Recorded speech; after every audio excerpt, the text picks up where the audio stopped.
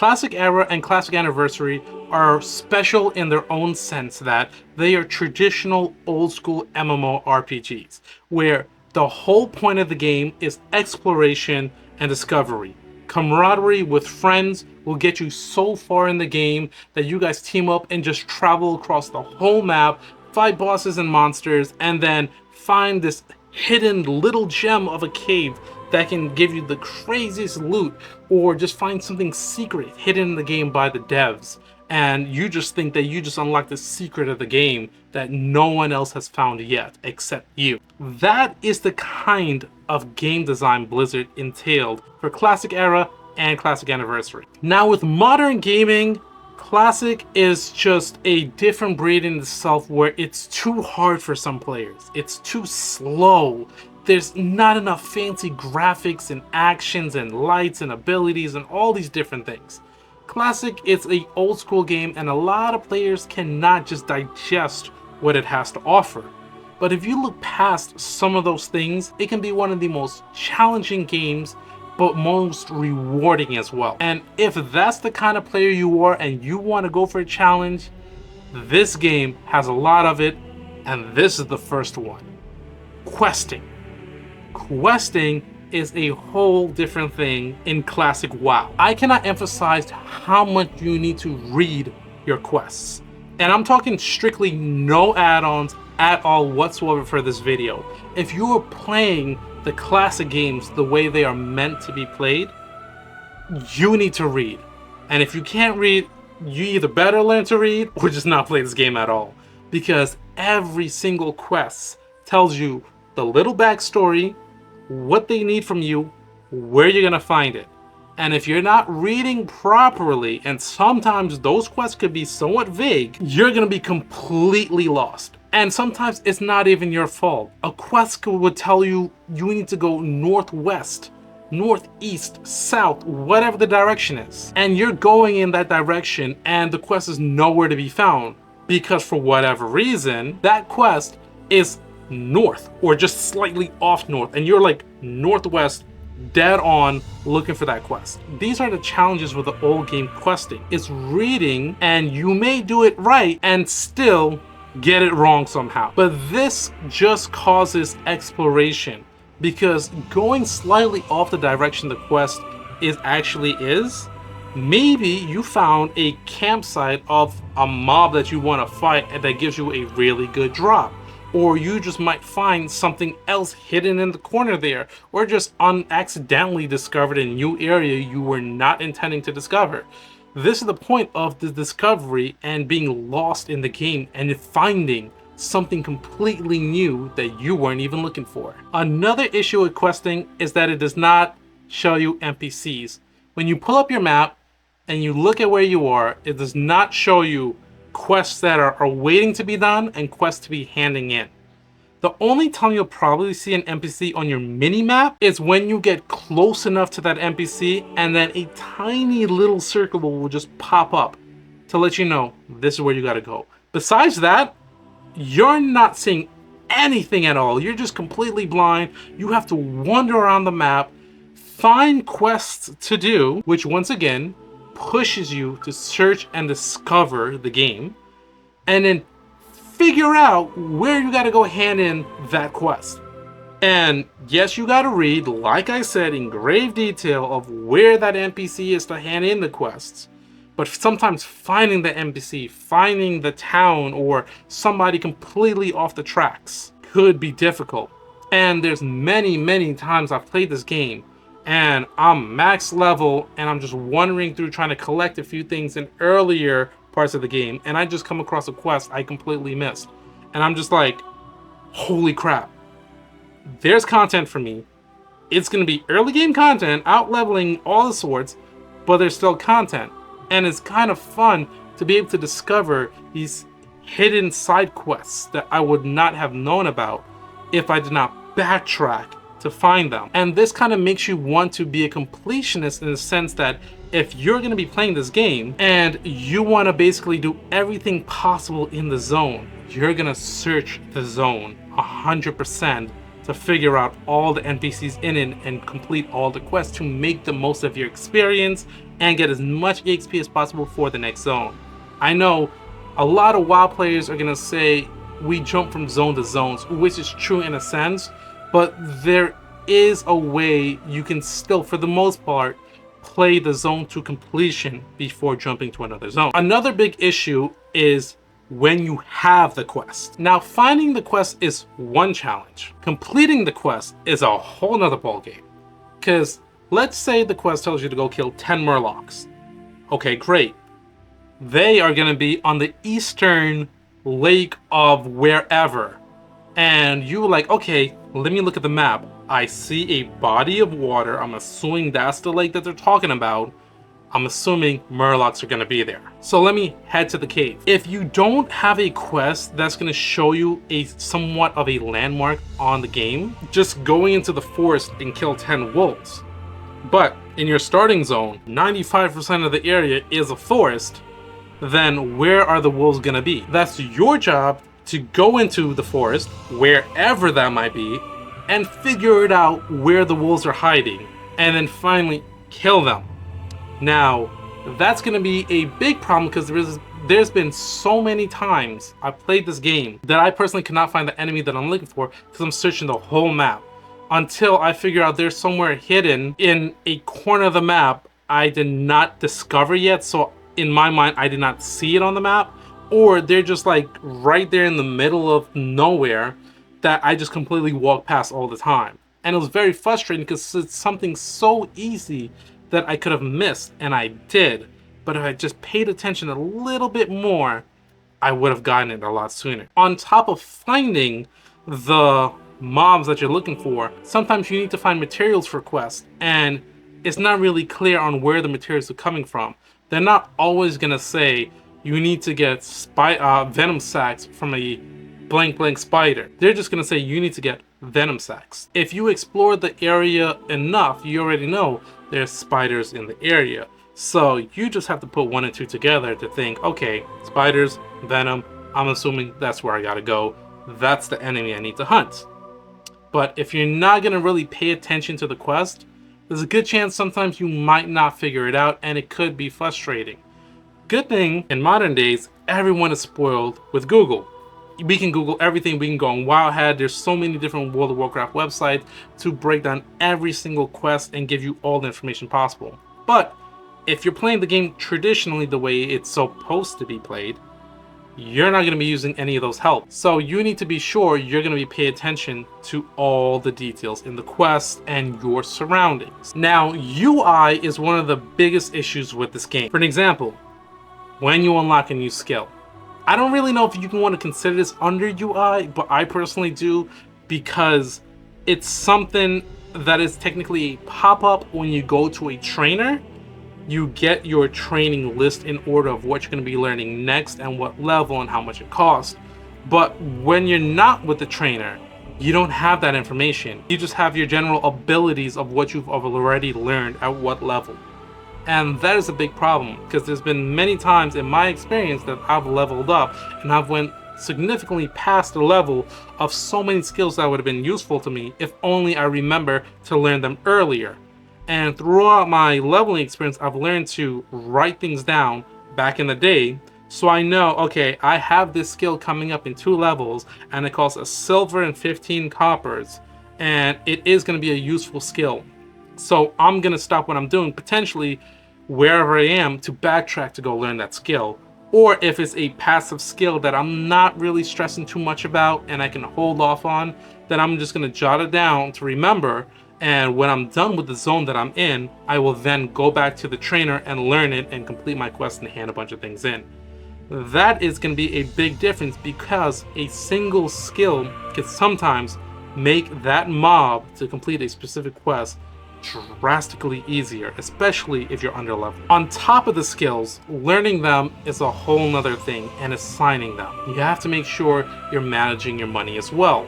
Once you're able to finally learn the skills that you're waiting for, then you have to remember, just because I purchased it doesn't mean I can use it yet. I have to now go into my skill log and now drag and drop that skill to my action bar.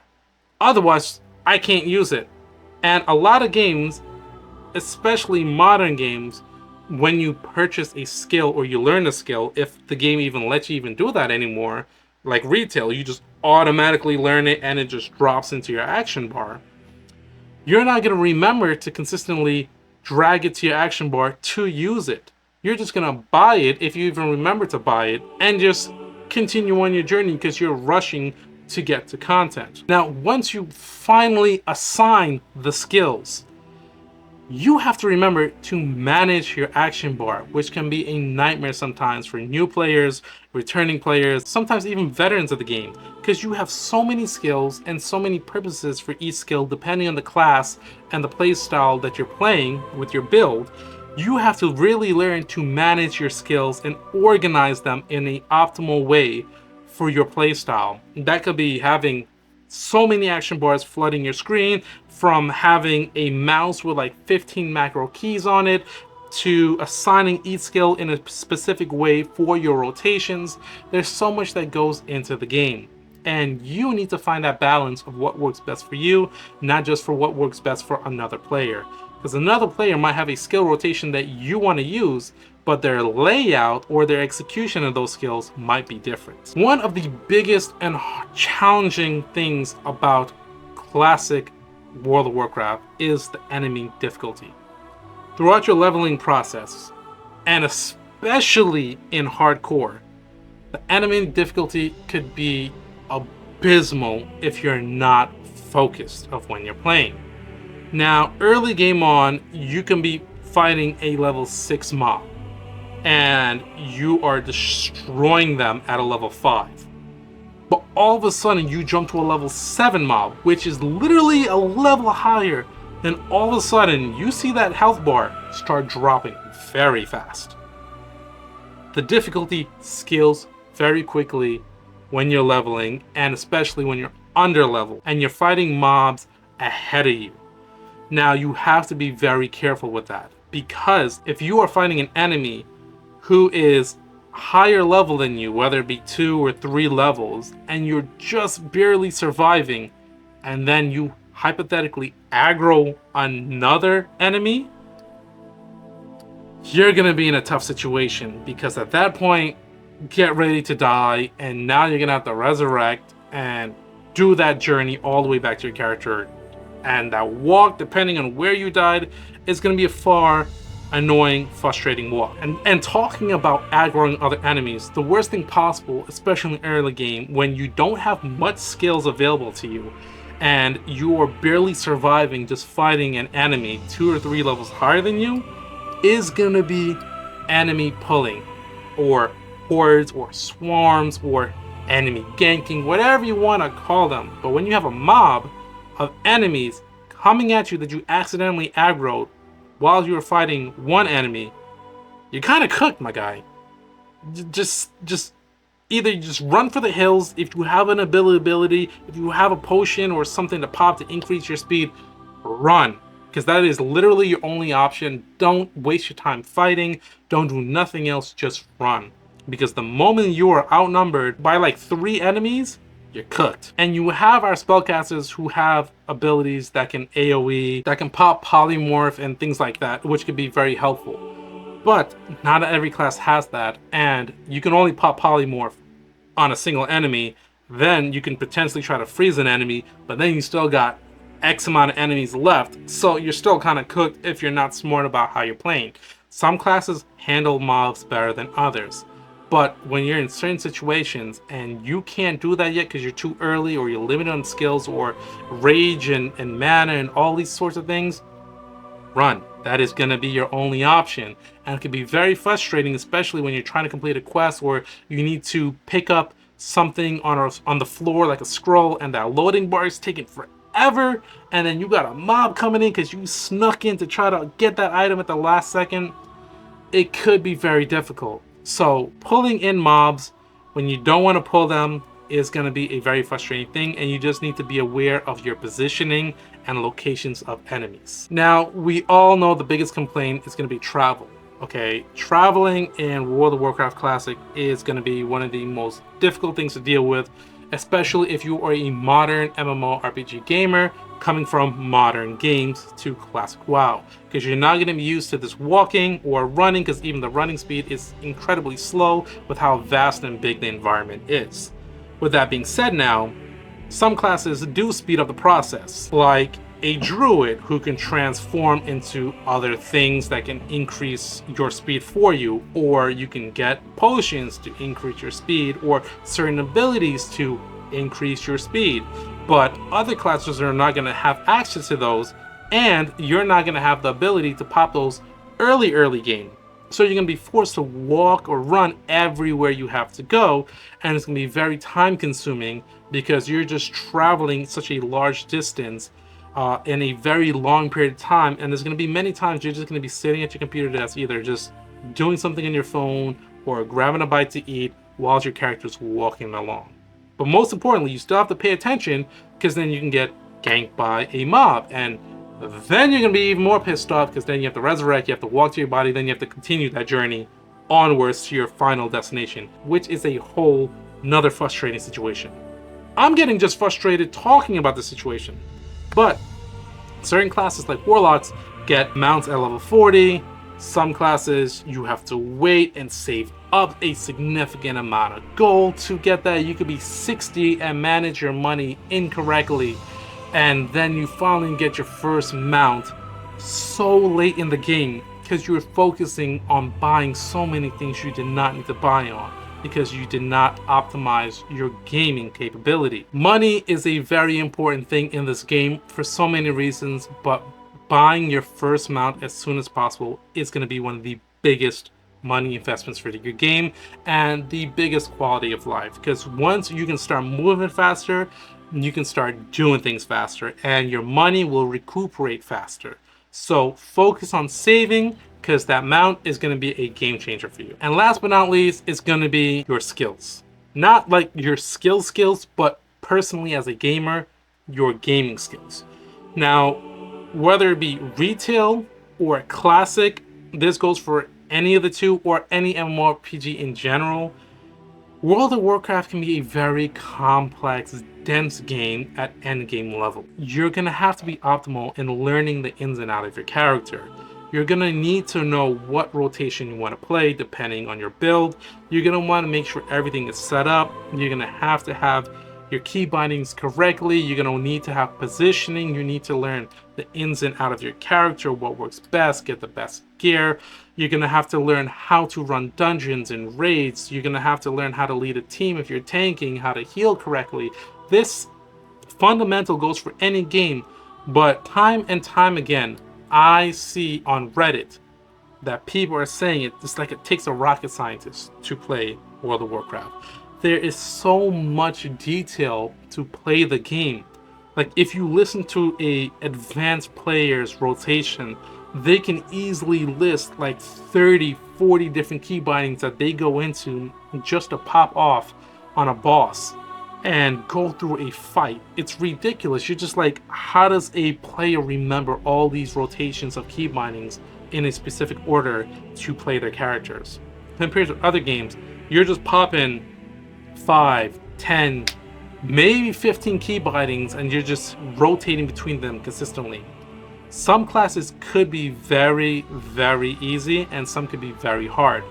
Now, that all really depends on what you're playing and how you're playing the class. But every class is going to be very difficult if you don't know how to play them. You need to learn the fundamentals, you need to learn your key bindings, and you need to learn how to play with your team. Because you're going to have to play with the team at some point for endgame content, unless if you're that good and you can solo everything on your own. I need to play with you. But what I'm talking about for the new players who's going through this process for the first time or coming back to the game after a long period of time, you're gonna need to learn how to play your character. And there's no way around it. Watch as many videos as you possibly can. Take all your learning abilities from that video, adjust it to your liking of how you play the game, and make the most of your game, how you're going to play it. Because you're not going to have fun if you're going to keep dying, if you're going to keep losing in the dungeons and raids and bringing the whole team down. You're not going to have fun if you're going to be consistently under leveled or under geared. And you want to be the best of the best you possibly can for your character, for your guild, for the dungeons and raids. So, in order to do that for everybody else, you need to do it for yourself and learn to be good. Well, that's all I have for you guys this time. That is why World of Warcraft does not hold your hand, and it can be an incredibly unforgiving game. But if you take my advice and learn to play the game, have fun, don't stress about it, and just read, you'll be incredibly happy of what you get in return. But that's all I got for you this time, guys. And until next time, peace.